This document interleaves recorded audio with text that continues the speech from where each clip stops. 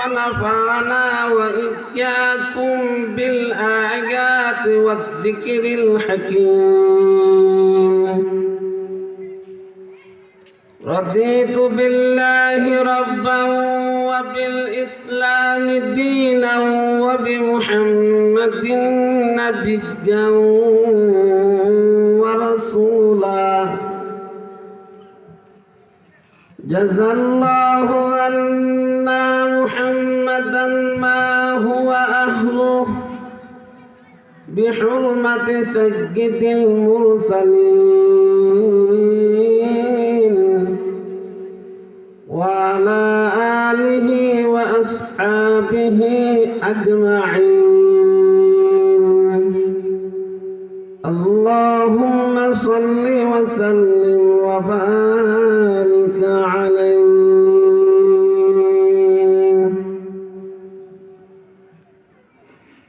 খারপাড়া নুরুল কুরআন হাফিজিয়া মাদ্রাসার 15তম বার্ষিক ইসলামী মহাসম্মেলন।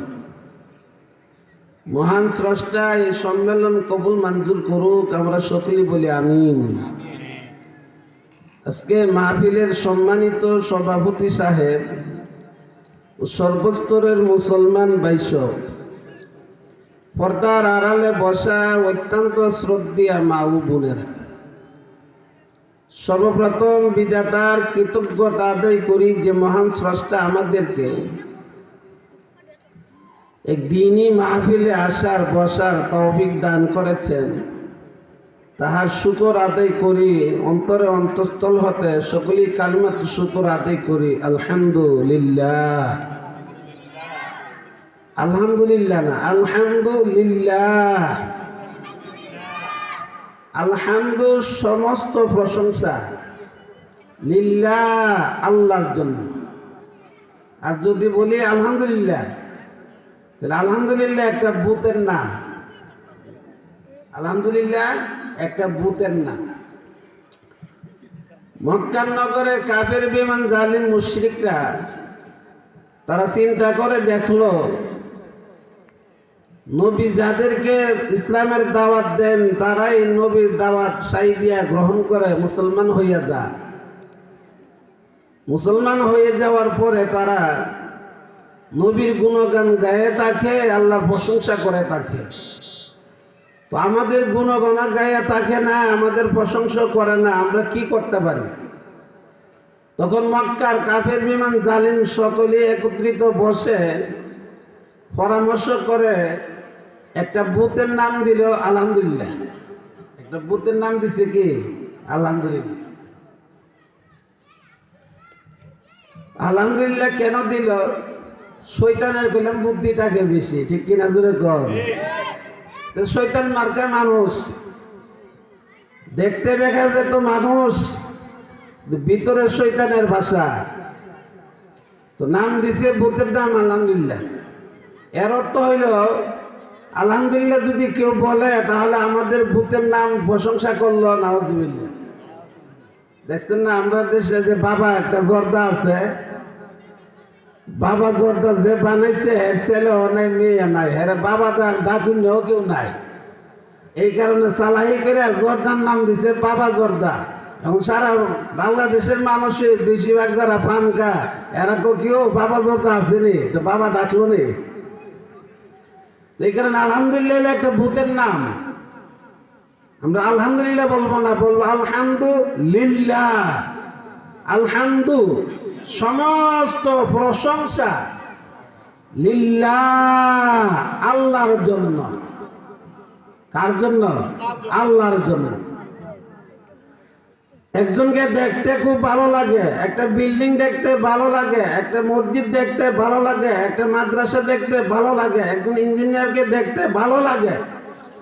যত ভালোনীয় কাজ আছে ভালো লাগে, ভালো লাগে, যত রকমের প্রশংসা আছে এগুলি কার জন্য? আল্লাহর জন্য। আলহামদুলিল্লাহ, সমস্ত প্রশংসা কার? আল্লাহ।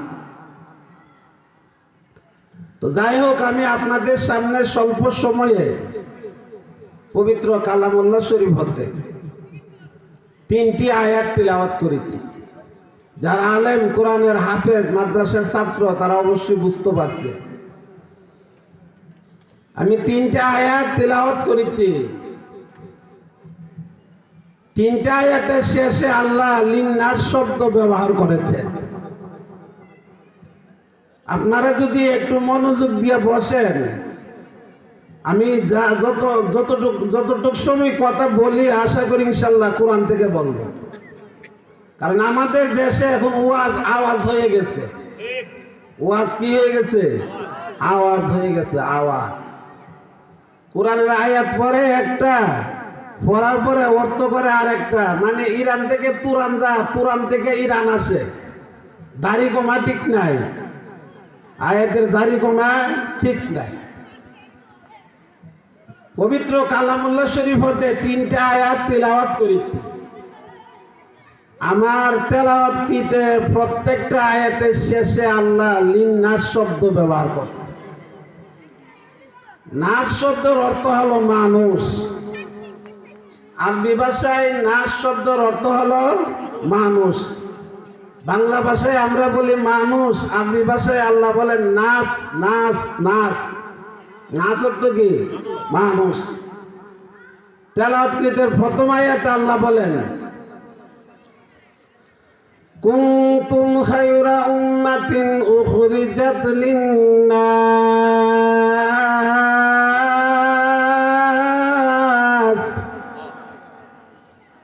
লিন্নাস আল্লাহ বলছেন, ওয়ামা আরসালনাকা ইল্লা কাফাতাল লিন্নাস। লিন্নাস আছে তো। আরেকটা আয়াত, শাহরু রমাদান আল্লাযী উনজিলা ফীহিল কুরআনু হুদাল লিন্নাস। লিন্নাস আছে তো। তাহলে আমার তেলাওয়াতকৃত প্রত্যেকটা আয়াতের শেষে আল্লাহ লিন্নাস শব্দ ব্যবহার করছেন। লিন্নাস শব্দের অর্থ হলো মানুষের জন্য, মানুষের জন্য, মানুষের জন্য। লিন্নাস অর্থ এখন বুঝতে পারছেন তো? লিন্নাস শব্দের অর্থ কি? মানুষের জন্য। আল্লাহ পৃথিবীতে ইসলাম আসার পর থেকে নিয়ে আজ পর্যন্ত, এমনকি কিয়ামত পর্যন্ত আল্লাহ পৃথিবীতে একটা দল নিয়োজিত করে রেখেছিলেন, আছেন, রাখবেন। এই দলটাকে আল্লাহ বলছেন যে এই দলটা হলো শ্রেষ্ঠ দল, শ্রেষ্ঠ উম্মত, শ্রেষ্ঠ জাতি। শ্রেষ্ঠত্ব আল্লাহ তাদেরকে কেন দিলেন? শ্রেষ্ঠত্ব দেওয়ার কারণ হলো তারা মানুষদেরকে কল্যাণের দিকে আহ্বান করবে। এমন একটা দল আল্লাহ দেশের মধ্যে, সারা পৃথিবীর আনাচে কানাচে, গ্রাম গঞ্জে গঞ্জে একটা দল আল্লাহ নিয়োজিত করে রেখেছেন। এই দলের কাজ হলো মানুষদেরকে কল্যাণের দিকে ডাকবে, মানুষদেরকে কোরআনের পথে ডাকবে, মানুষদেরকে রসুলের আদর্শের দিকে ডাকবে, গুমরাহী মানুষদেরকে সঠিক রাস্তার সন্ধানের দিকে ডাকবে, ভ্রান্ত মানুষদেরকে সঠিক রাস্তার সন্ধানের দিকে ডাকবে। আল্লাহ বলেন, আমি দুনিয়াতে ইসলাম দেওয়ার পর থেকে একটা দল নিয়োজিত করে রেখেছিলাম। তারাও গুমরাহী মানুষদেরকে কল্যাণের দিকে আহ্বান করেছেন। বর্তমানেও মানুষ একটা দল মানুষদেরকে কল্যাণের দিকে আহ্বান করতেছেন। কিয়ামত পর্যন্ত একটা দল পথভ্রষ্ট গুমরাহী মানুষদেরকে কল্যাণের দিকে আহ্বান করবেন। একটা দল আল্লাহ নিয়োজিত করে রেখেছেন। পৃথিবীর একটা জায়গা না, সারা পৃথিবীর জুড়ে প্রত্যেকটা গ্রামে গ্রামে, পাড়ায় পাড়ায়, মহল্লায় মহল্লায়, বাড়ি বাড়িতে একটা দল নিয়োজিত করে রেখেছেন। তাদের কাজ হলো অবুলা মানুষদেরকে সঠিক রাস্তার সন্ধানের দিকে আহ্বান করবে। আসেনি? এই ঘরে গুনাহ কাজ চলতেছে, ওই ঘরে মানুষ এসে বাধা দিতেছে, তাহলে বোঝা গেল একটা দলের মধ্যে অন্তর্ভুক্ত আছে। ঠিক কিনা কর? শ্রেষ্ঠ উম্মত আমরা কিভাবে হব? আল্লাহ বলেন, কুনতুম খায়রা উম্মাহ, তোমরা শ্রেষ্ঠ দল, তোমরাই হলে শ্রেষ্ঠ দল। উম্মত বলতে কাকে বোঝায়? উম্মত শব্দের অর্থ হইল দল, উম্মত শব্দের অর্থ হলো জাতি, উম্মত শব্দের অর্থ হলো ঐক্যবদ্ধ থাকা। বুঝে থাকলে বলেন, মুসলমান কার উম্মত? নবীজির উম্মত। ইহুদিরা কার উম্মত? মুসলমানেরাও নবীর উম্মত, ইহুদিরাও নবীর উম্মত, খ্রিস্টানরাও নবীর উম্মত, বুদ্ধরাও নবীর উম্মত, হিন্দু সম্প্রদায়ও নবীর উম্মত। সারা পৃথিবীতে যত বিজাতি আছে সকল বিজাতিরাও নবীর উম্মত, জাতিরাও নবীর উম্মত, বিজাতিরাও নবীর উম্মত, মুসলিমরাও নবীর উম্মত, অমুসলিমরাও নবীর উম্মত। কথাটা কেমন কেমন লাগতেছে না? সবাই নবীর উম্মত, কিন্তু উম্মত দুই ভাগে বিভক্ত। উম্মত কত ভাগে বিভক্ত? দুই ভাগে বিভক্ত। এক প্রকারের উম্মত হলো মুসলিম পক্ষান্তরে, আরেক প্রকারের উম্মত হলো অমুসলিম। মুসলিম উম্মত কারা, ও মুসলিম উম্মত কারা? কেউ গায়ে কি সাইনবোর্ড লাগাইল আছে? আচ্ছা, মুসলমানদের গায়ে কি লেবেল আছে? ও মুসলিমদের গায়ে দেহে কি কোনো লেবেল আছে? তাহলে চিনন কিভাবে? একটা হইল উম্মতে ইজাবাত, আরেকটা হইল উম্মতে দাওয়াত আরবি ভাষায়। এর বাংলা অর্থ হলো দিন প্রচারকারীরা যাদের কাছে দিনের দাওয়াত নিয়ে গেছে, যাওয়ার পরে দিনের দাওয়াত গ্রহণ করছে, এদেরকে বলা হয় আরবি ভাষায় উম্মতে ইজাবাত, মানে মুসলিম। আর যাদের কাছে দিনের দাওয়াত গেছে, দিন প্রচারকারীরা দিনের দাওয়াত নিয়ে গেছে, নিয়ে যাওয়ার পরে দাওয়াত গ্রহণ করে নাই, প্রত্যাখ্যান করেছেন, তারা হলো ও মুসলিম, তারা হলো ও মুসলিম। দাওয়াত সকলের কাছেই গেছে। মুসলমানের কাছে দাওয়াত দেওয়ার কারণে মুসলমান দাওয়াত গ্রহণ করছে, বিধায় মুসলমান হয়েছে। ইহুদিদের কাছে দিনের দাওয়াত গেছে, দাওয়াত প্রত্যাখ্যান করছে ইহুদি। খ্রিস্টানের কাছে দিনের দাওয়াত গেছে, দাওয়াত প্রত্যাখ্যান করেছে ও মুসলিম। হিন্দু সম্প্রদায়ের কাছে দিনের দাওয়াত গেছে, দাওয়াত গ্রহণ করে নাই, প্রত্যাখ্যান করেছেন, এই কারণে ও মুসলিম হয়ে গেল। বুদ্ধদের কাছে দিনের দাওয়াত গেছে, দাওয়াত গ্রহণ করে নাই, বিদায় ও মুসলিম হয়ে গেল। এক কথা, সারা পৃথিবীতে যত বিজাতি ও মুসলিমরা রয়েছে তাদের কাছেও দিনের দাওয়াত গেছে, দাওয়াত গ্রহণ করে নাই, প্রত্যাখ্যান করেছে, বিদায় তারা ও মুসলিম। যাদের কাছে দিনের দাওয়াত দেওয়ার পরে দাওয়াত গ্রহণ করেছেন তারাই হলো মুসলমান, তারাই হলো মুসলমান, তারাই হলো শ্রেষ্ঠ উম্মত। সুবহানাল্লাহ, সবাই গন্ধা। কথাটাকে একটু কঠিন হইতেছে, বুঝতেছেন তো? বুঝার কথা বলতেছি, ইরান থেকে তুরান যাইতেছি না। ওয়াজ এমন একটা জিনিস, এটা ক্লাসের মতো। ক্লাসের শিক্ষকের পাঠদান দিবে ছাত্রদেরকে, ছাত্ররা পাঠদান থেকে কিছু শিক্ষা অর্জন করতে হবে। কিছুই যদি শিক্ষা অর্জন না করতে পারে, সারাদিন ক্লাস করার অর্থটা কি? সারাদিন ক্লাস করার কোনো অর্থ আছে? তাহলে ওয়াজ মাহফিল ক্লাসের মতো। আপনারা যে কিচ্ছা কাহিনী জানেন, এই কিচ্ছা কাহিনী যদি আমি বলি তাহলে আপনাদের ফায়দা হইল কি? এই কিচ্ছা কাহিনী তো আপনারাই জানেন। কথা বুঝতেছেন? আর ওয়াজ তো আমার অভাব নাই, কিন্তু আমল নাই।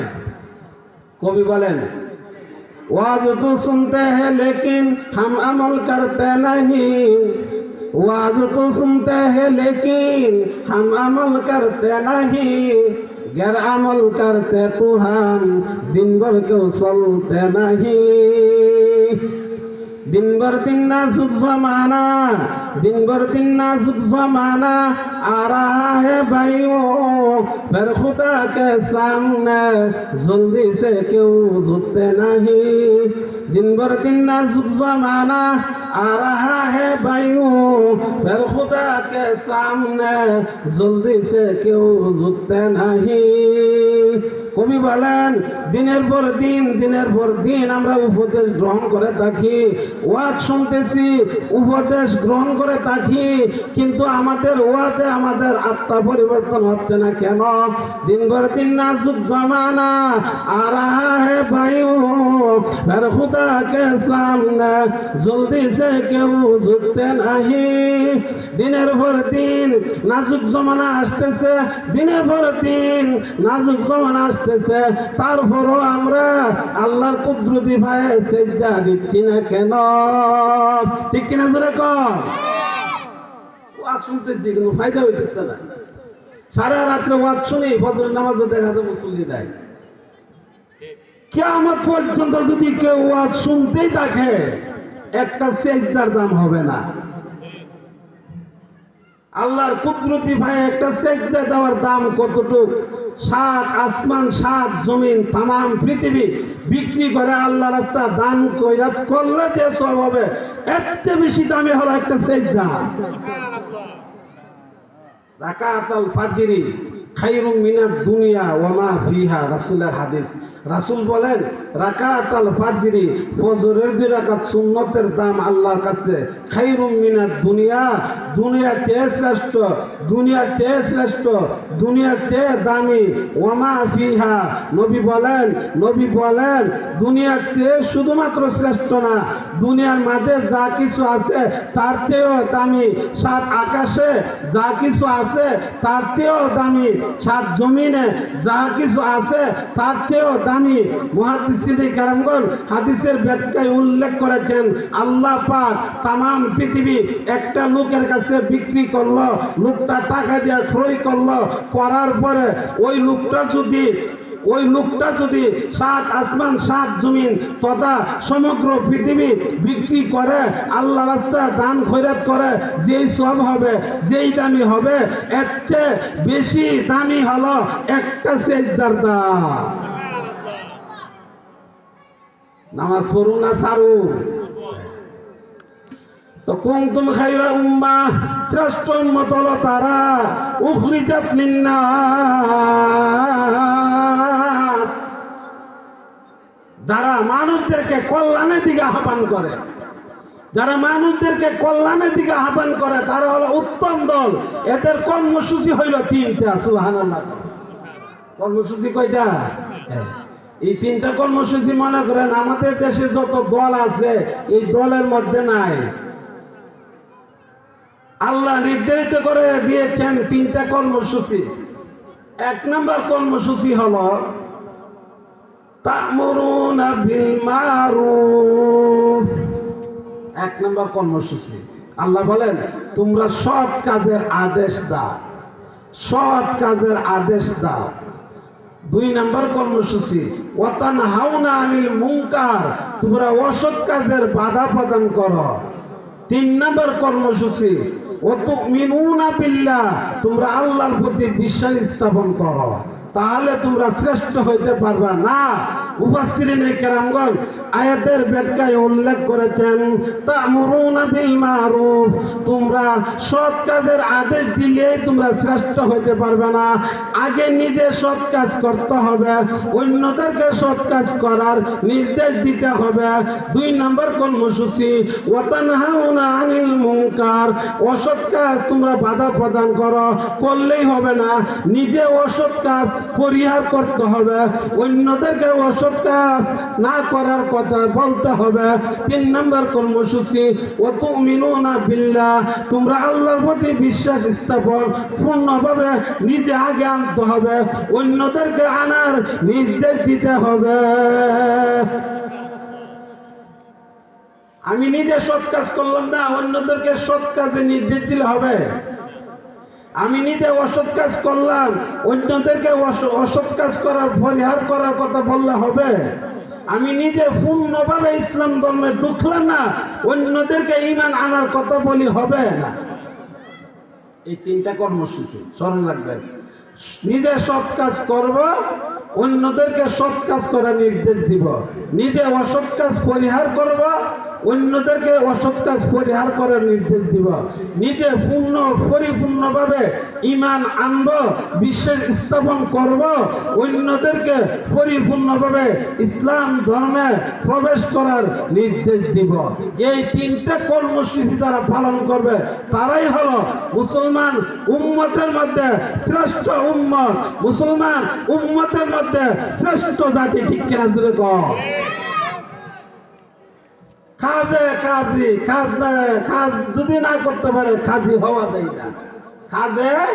কাজী আমরা যদি নিজেই গুলি না করি, অন্যদেরকে বললে কাজ হবে?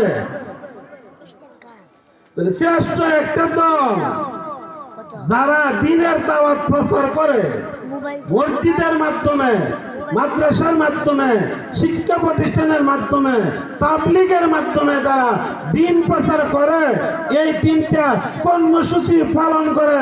আল্লাহ বললেন তারাই হলো পৃথিবীতে যত দল আছে সকল দলের মধ্যে শ্রেষ্ঠ দল। শ্রেষ্ঠত্ব পৃথিবীর কোন রাজা বাদশাদের নাই, শ্রেষ্ঠত্ব একমাত্র একটাইয়া স্বয়ং আল্লাহ কুরআনের মাধ্যমে শ্রেষ্ঠত্ব দিয়েছেন। ঠিক কিনা জোরে কও? পৃথিবীর কোন রাজা বাদশা দিছে না, ডাইরেক্ট আল্লাহ।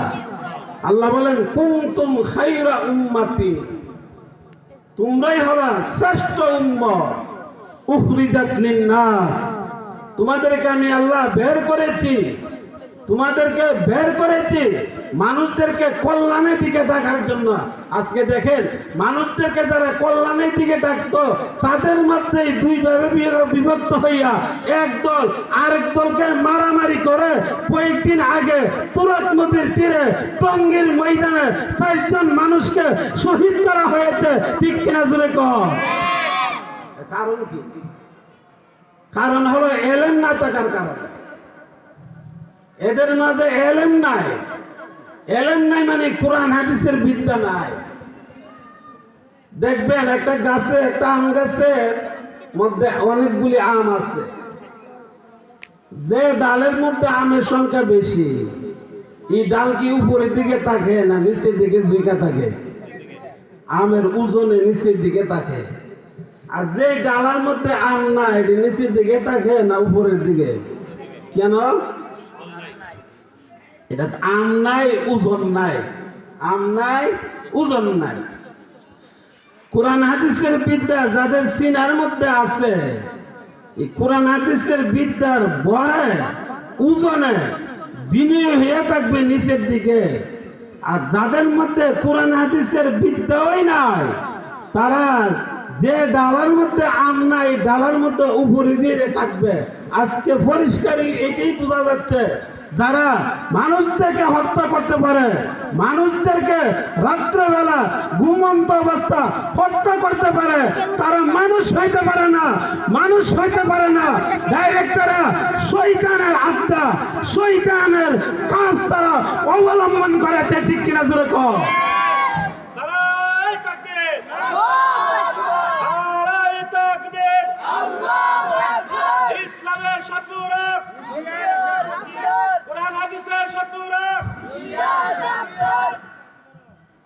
নবী যুগে নবী সাহাবায়ে কেরামদেরকে নিয়ে যতগুলি যুদ্ধ করছে, প্রত্যেকটা যুদ্ধের মধ্যে নবী নিষেধ দিলেন সাহাবায়ে কেরামদেরকে, রাত্রেবেলা যদি কোনো কাফির বেঈমান মুশরিকরা কোথাও পাওয়া যায়, কেউ তোমরা তাদেরকে আক্রমণ করবে না। নবী নিষেধ দিলেন। দিনের বেলা যুদ্ধ করতেন, রাত্রেবেলা যদি রাস্তায় বা কোথাও কোনো জনপদে কোনো কাফের কোনো মুশরিককে পাওয়া যায়, নবী বলেন তাকে তোমরা মারধর করবে না, তাকে তোমরা নিরাপদ দিয়ে রাখবা, তাকে তোমরা হত্যা করবে না। কারণটা হলো রাত্রেবেলা যুদ্ধ পর্যন্ত নিষিদ্ধ ছিল, রাত্রেবেলা কাউকে হত্যা করা নবী নিষেধ দিলেন। আমাদের দেশে টঙ্গীর ময়দানে যে ঘটনাটা ঘটছে, এটা রাত্রেবেলা না দিনের বেলা? রাত্রেবেলা নবী যেখানে নিষেধ দিলেন সেখানে তোমরা রাত্রে ঘুমন্ত অবস্থায় মানুষকে হত্যা করার, শহীদ করার এই সাহস কোথায় পাইছো? কোথায় এই সাহস তোমরা পাইছো?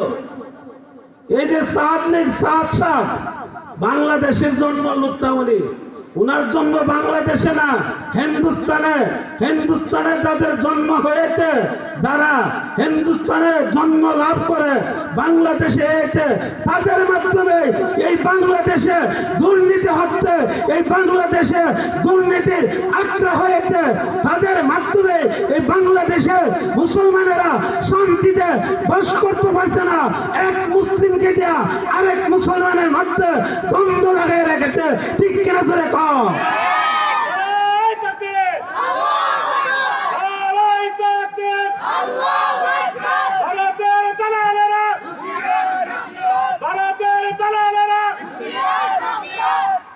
বাংলাদেশের লোক যারা একজন আরেকজনের প্রতি মায়া মহব্বত থাকে, বিদেশের লোক যারা বাংলাদেশে আসে বহিরাগত, এদের মায়া মহব্বত থাকে না। আপনি দেখবেন যারা বিদেশ যায়, কসবার একজন লোক, আমাদের ব্রাহ্মণবাড়িয়া বিজয়নগরের একজন, দুইজনের সাক্ষাৎ হলে মনে করে আর আপন ভাই ভাই, এক ঘরের ফ্যামিলির লোক। ঠিক কিনা জোরে কর। বাংলাদেশি তো ইন্ডিয়ার যে সকল দালালেরা আমাদের বাংলাদেশে আইসা আমাদের মাঝে এক ধরনের এক শ্রেণীর লোকদেরকে উস্কানি দিয়া, এই তোরাক নদীর তীরে টঙ্গীর ময়দানে যাদেরকে উস্কানি দিয়া আমাদের 4 জন ভাইকে শহীদ করা হয়েছে, এদের বিরুদ্ধে দাঁত ভাঙ্গা জবাব দেওয়ার জন্য কারা কারা প্রস্তুত আছেন? হাত উঠাইয়া আল্লাহকে দেখা। এর এত সাহস! আমরা তো মুসলমান শ্রেষ্ঠ, আমাদের নবীও শ্রেষ্ঠ, আমাদের কুরআনও শ্রেষ্ঠ। সুবহানাল্লাহ। আমরা শ্রেষ্ঠ, কুরআন শ্রেষ্ঠ, নবী শ্রেষ্ঠ, তাহলে আমাদের সাহস কম না বেশি? জোরে কথা কম, কম না বেশি? কিতাবের মধ্যে আছে মুসলমান तादाद की कमी की वजह से मगलूब नहीं हो सकते। আপনারা তো ইন্ডিয়ার বর্ডারের কাছে আপনাদের এলাকা বাড়িঘর, হিন্দি ভাষা আপনারা বুঝেন। মুসলমান तादाद की कमी की वजह से मगलूब नहीं हो सकते। हाँ, ईमान की कमजोरी की वजह से मगलूब हो सकते हैं। ईमान की कमजोरी की वजह से मगलूब हो सकते हैं। मुसलमान সংখ্যায় লঘু হওয়ার কারণে কোনোদিন বিধর্মীদের হাতে পরাজিত বরণ করে না। একমাত্র মুসলমানদের ঈমানের আমলের ত্রুটি যখন হয়, তখনই মুসলমান বিধর্মীদের হাতে পরাজিত হয়। ঠিক কিনা জোরে কর। আজ থেকে আমরা মুসলমান, আমাদের ঈমানের আমল শক্তিশালী করতে হবে। ঈমানের আমল শক্তিশালী করার জন্য কারা কারা রাজি আছেন? হাত উঠান। আল্লাহ তাআলা সকলকে কবুল মঞ্জুর করুক। সকলে মিলে আমিন। ঈমানের পাওয়ার বেশি পাওয়া। ঈমান নামক যে একটা বৃক্ষ আছে, গাছ, এই বৃক্ষের গোড়ায় পানির চাহিদা নাই, রক্তর চাহিদা। ঠিক কিনা জুড়ে কম। অন্যান্য গাছে বলে আমার গোড়ায় পানি দাও, খেজুর গাছে বলে আমার গোড়ায় পানি দাও, আম গাছে বলে আমার গোড়ায় পানি দাও, বিভিন্ন গাছে বলে আমার গোড়ায় পানি দাও। আর আমাদের ঈমান নামক যে বৃক্ষটা আছে, এই বৃক্ষ পানি ছাড়া মুসলমানদের রক্ত প্রয়োজনে এই দেশের মুসলমান শরীরের তাজা রক্ত দিয়া ইসলামকে টিকাইয়ে রাখবে। ঠিক কিনা ধরে কর। রক্ত দিতে রাজি আছেন? কার জন্য দিবেন? কার জন্য?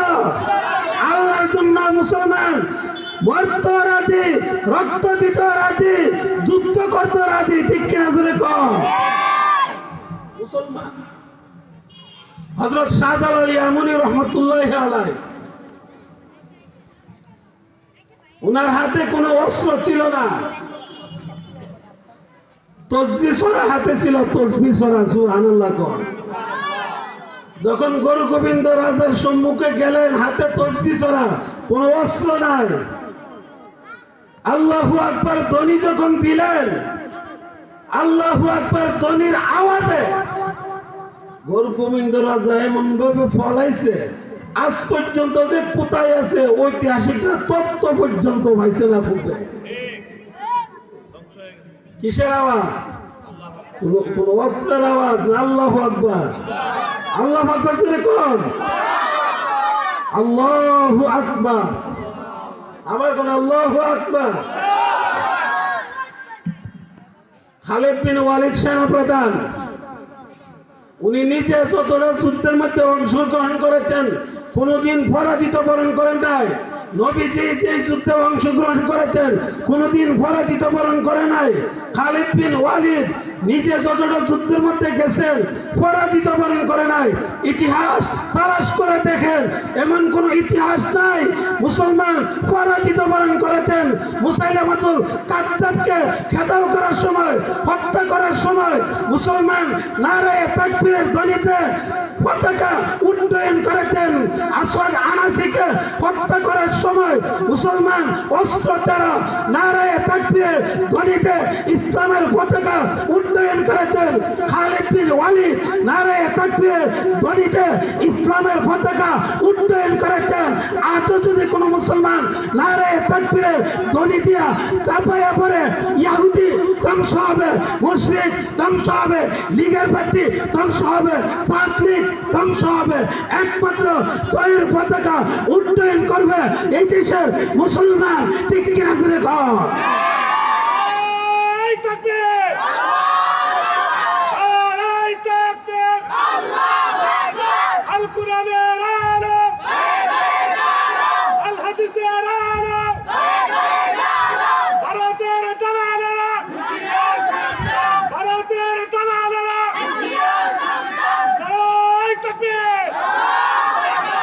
তবে আমাদের ইমান খালিদ বিন ওয়ালিদের মতো হইতে হবে। ঠিক কিনা জোরে কর? আমাদের ইমান নবীর পুরো আদর্শ আমাদের সিনার মধ্যে ধারণ করতে হবে। নামাজ পড়লাম না, রোজা রাখলাম না, সুদ খাইলাম, ঘুষ খেলাম, প্রস্তাব করলাম দাঁড়াইয়া, দাড়ি কেটে সাইসা ফালাই দিলাম, হ্যাঁ সুন্নত তো দূরের কথা, ফরজও আদায় করি না। আমরার মতো মুসলমান দিয়া এই ইসলামের পতাকা উড্ডয়ন করার আশা করা যায় না। ঠিক কিনা জোরে কর? মুসলমানের মতো মুসলমান হইতে হবে, মুসলমানের মতো মুসলমান হইতে হবে। আরেকটা কথা আপনাদের কাছে আজ জিজ্ঞেস রাখতেছি, এই দেখেন সারা পৃথিবীর ইহুদি খ্রিস্টান বেঈমান জালিমরা একত্রিত হইয়া একটা ইসকন নামক সংগঠন করেছে। এদের প্ল্যান হলো সংগঠন ছাড়া মুসলমানদের ঈমান ধ্বংস করা যাবে না। কাজেই সংগঠন দিয়েছেন, নাম দিয়েছেন ইসকন। ইসকন নামক সংগঠন লক্ষ্য উদ্দেশ্য হচ্ছে মুসলমানদের ঈমান কিভাবে ধ্বংস করা যায়। অথচ পক্ষান্তরে আমাদের নবী মক্কা নগর ছেড়ে যখন মদিনায় গেলেন হিজরত করে, সেখানে গিয়া আনসারদেরকে মুহাজিরদেরকে নিয়ে একটা সংগঠন করলেন। এই সংগঠনের নাম দিলেন হিলফুল ফুজুল। হিলফুল ফুজুল সংগঠনের লক্ষ্য উদ্দেশ্য ছিল বদ্দিনদেরকে কিভাবে দিনের মধ্যে আনা যায়, ও মুসলিমদেরকে কিভাবে ইসলাম ধর্মে আনা যায়। ইসকন সংগঠনের লক্ষ্য উদ্দেশ্য, আমাদের নবীর সংগঠনের লক্ষ্য উদ্দেশ্য আকাশ পাতাল ব্যবধান। ঠিক কিনা জোরে কর? এর উদ্দেশ্য হল ইসকন নামক সংগঠনের মাধ্যমে মুসলমানদের ঈমান আমল কিভাবে ধ্বংস করা যায়। না না না, অসম্ভব। মুসলমান সংখ্যায় লঘু হইল, তোমরা তোমাদের লোক সংখ্যা বেশি হইল, তোমরা হাজারে একজন মুসলমানের সাথে যুদ্ধ করা সম্ভব হবে না। একজন মুসলমান যদি নারায়ে তাকবীরের ধ্বনি দিয়া তোমাদের সম্মুখে দা, নারায়ে তাকবীরের আওয়াজে তোমরা কেদাও হইয়া যাইবা। ঠিক কিনা জোরে কর? আর কোনা ঢাকা একটা কথা, হাজার কাওয়া বাউরাল একটা কথা কোনি, হাজার কাওয়া বাউরাল একটা। তোমরা হাজার কাওয়া হইতে পারো, মুসলমান একটা বাউরাল দিল তোমরা এই বাংলাদেশের টাকার তাই পাইবে না, তাই পাইবে না। তোমাদের দাদা বাবুর দেশে গিয়েও জায়গা পাইবে না। ঠিক কিনা জোরে কর? আল্লাহ তাআলা আমাদের ঈমান আর আমলকে দুরুস্ত করার তৌফিক দান করুক। মাহফিল আল্লাহ কবুল করুক, মাদ্রাসা আল্লাহ কবুল করুক, সকলকে আল্লাহ মাফ করুক। সকলে বলে আমিন। দোয়া চাই, দোয়া করি। ওয়াখির দাওয়ানা আলহামদুলিল্লাহি রাব্বিল আলামিন। আলহামদুলিল্লাহ।